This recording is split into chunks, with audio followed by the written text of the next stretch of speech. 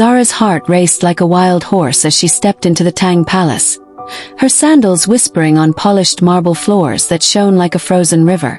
She was Zari, the boy warrior, not Zahra, the Swahili girl who dared to trick an empire. But every glittering lantern, every silk-draped noble staring at her, felt like a hand ready to rip away her disguise. The palace was a world of wonders. Golden dragons carved into walls, jade statues glowing under flickering lights, and air thick with the scent of jasmine and incense. Yet, to Zahra, it was a cage of beauty, where one wrong step could end everything. Her deep brown skin, radiant as polished ebony, felt like a beacon under her plain tunic, and her shoulder-length curly hair, tucked tight under a cap, itched to break free. She clutched her spear, its familiar weight her only comfort, and prayed her secret would hold. She'd been invited to the palace by Prince Li Wei himself, after her victory over General Gao in the tournament. The memory of the crowd's cheers still buzzed in her ears, but so did the fear of her braids slipping free, nearly exposing her as a girl. Did Li Wei know? His sharp, golden-flecked eyes had locked on hers, calm but piercing, like he could see straight to her soul. Zahra swallowed hard, her throat dry as the desert she'd crossed with her father. She was here, in the heart of the Tang court, surrounded by guards in gleaming armor and ladies in silk robes that flowed like water. She felt small, like a single star in a vast sky, but her mother's voice echoed in her heart. "Be brave, my Zahra. Shine bright." The first day in the palace was a whirlwind. Servants led her to a guest chamber, its walls painted with cranes and clouds, its bed softer than anything she'd ever touched. She wanted to run her fingers over the silk cushions, to marvel at the carved rosewood table, but she kept her hands still, her back stiff. She was Zari, a warrior, not a girl lost in wonder. At a grand feast that night, she sat at a long table, surrounded by nobles who eyed her like a strange bird. The food was endless: roasted duck glistening with honey, rice steamed with lotus, and fruits she'd never seen. Zahra ate carefully, mimicking the men around her, keeping her voice low when asked about her homeland. "Far away," she mumbled, "where the sun burns hot." The nobles nodded, bored, but Prince Li Wei, seated at the head, watched her closely, his jade-green robe catching the light like a forest at dawn. After the feast, Li Wei approached her, his steps silent, his idol-like face breathtaking up close.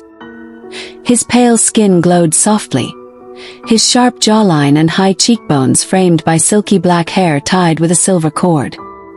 His deep brown eyes, flecked with gold, held a warmth that made Zahra's chest tighten. "Zari," he said, his voice soft as a breeze, "walk with me. I want to hear more about your fighting." Zahra's heart jumped, fear and excitement tangled together. She nodded, following him through halls lit by lanterns that cast shadows like dancing ghosts. They talked as they walked, Li Wei asking about her spear dancing, her strategies, her thoughts on war. His questions weren't just polite. They were deep, like he truly cared what she thought. Zahra answered carefully, her voice rough to sound like a boy's, but her mind raced. No one had ever asked her ideas before, not like this. Back home, elders had laughed at a girl wanting to fight, but Li Wei listened, his eyes bright with curiosity. "You think like a scholar," he said, a small smile tugging at his lips. Zahra's cheeks warmed under her cap. She wanted to tell him about her village, about the savannas where lions roared and the stars felt close enough to touch, but she bit her tongue. Zari couldn't know those things too well, not without raising suspicion. Over the next few days, Zahra's life in the palace became a tightrope walk. She trained with the emperor's guards by day, her spear flashing as she taught them her homeland's moves, spins and strikes that flowed like a river. The guards, at first skeptical, began to cheer her, calling her Little Storm. But every laugh, every nod made her fear discovery. At night, she joined Li Wei for talks, sometimes in a quiet library filled with scrolls, sometimes in halls where musicians played soft tunes on bamboo flutes. He spoke of philosophy, ideas about peace, duty, the stars, and Zahra found herself speaking freely, her guard slipping. His kindness was a trap she didn't want to escape. But it scared her. What if he learned the truth? One night, Li Wei led her to the imperial gardens, where moonlight painted the world silver.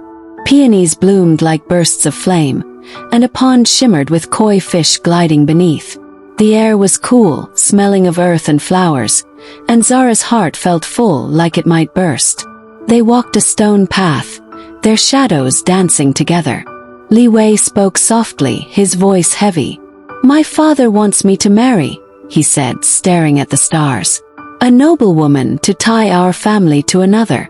But I dream of more, of seeing the world, learning its secrets." His eyes met hers, raw and open.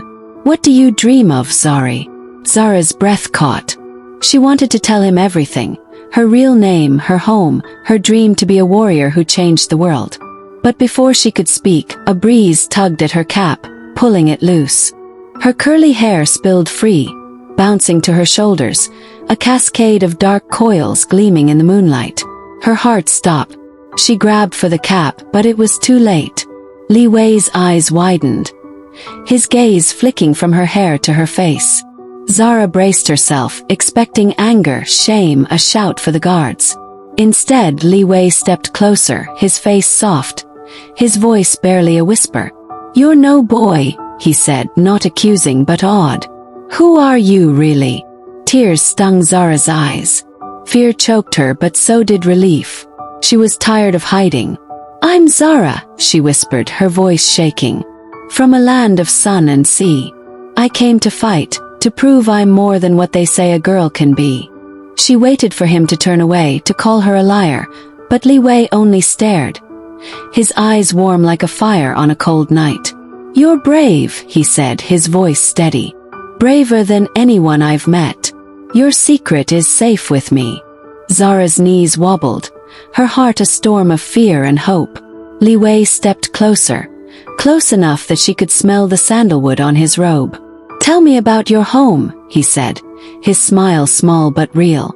And so, under the moon's soft glow, Zahra did.